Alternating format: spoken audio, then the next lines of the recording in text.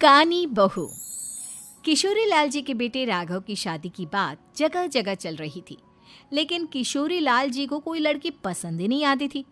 और उसकी एक ही वजह थी, किशोरी लाल जी का लालची होना। उनको लड़की वालों से मोटा दहेज चाहिए था और इसी चक्कर में एक दिन वो एक बहुत पैसे वाले के घर अपने बेटे का रिश्ता लेकर पहुंचे। उस आदमी का नाम था ओम प्रकाश। देखिए किशोरी लाल जी, मेरी एक ही बेटी है और मेरी सारी संपत्ति जायदाद सब कुछ मेरी बेटी नैना का ही है। पापा, नाम से लगता है बहुत खूबसूरत होगी। कितना अच्छा नाम है ना, नैना। ओ, वैसे बात तो सही है आपकी। अब इतना पैसा है, ज़मीन जायदाद है, इकलौती बेटी, आप भी क्या करेंगे? सब कुछ उसे ही देंगे ना। बिल्कुल ठीक पहचाना आपने। बस बेटी की शादी और सारी जायदाद उसके नाम। पापा, बिना देखे हाँ कर दीजिए ना। इतना अच्छा रिश्ता फिर कहाँ मिलेगा? माला माल हो जाएंगे हम। मैं अपनी बेटी को बुलाता हूँ।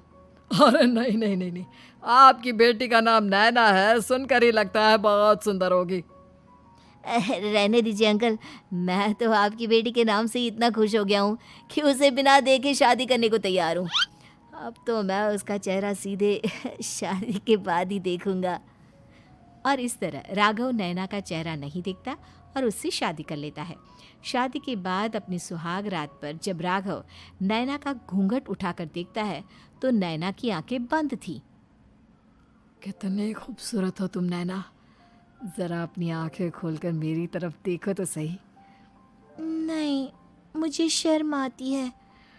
अरे, मैंने तुम्हें शादी से पहले भी नहीं देखा, और अब अगर तुम आंखें खोलकर मुझे देखोगी भी नहीं तो मुझे अच्छा कैसे लगेगा? इससे पहले कि नैना अपनी आंखें खोलकर राघव की तरफ देखती, अचानक से लाइट चली गई और राघव नैना को पूरी तरह से देख भी नहीं पाया। अगली सुबह नैना राघव के लिए नाश्ता बनाकर लेकर आई। अरे ये क्या, आधा पराठा सीका हुआ है और आधा बिल्कुल कच्चा। ये तुमने क्या किया नैना? बहू, तुमने क्या आधा पराठा तवे से नीचे लटका कर रखा था, जो आधा सिका है और आधा कच्चा? मुझे जितना दिखेगा उतना ही तो सीखूंगी ना पापा जी।